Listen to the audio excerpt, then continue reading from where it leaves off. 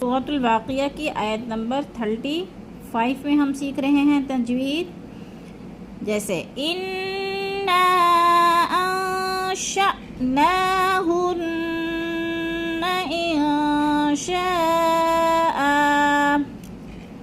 اب ہم اس کے ہجے کریں گے، ساتھ ہی قواعد دیکھیں گے. حمزہ نون زیر ان، نون الف مد زبر نا، اِنَّا نون مشدد اور مد منفصل. حروف مدہ کے بعد حمزہ دوسرے کلمے میں آ گئے تو مد منفصل ہو رہی ہے، اور نون کو سختی سے جماؤں کے ساتھ پڑھنا ہے، غنہ کرنا ہے. اِنَّا أَنشَأْنَاهُنَّ. حمزہ نون زبر ان، شین حمزہ زبر شا.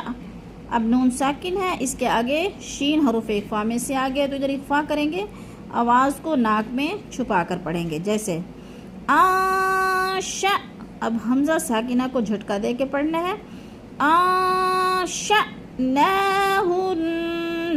نون مشدد ہے، سختی سے جماؤں کے ساتھ پڑھنا ہے.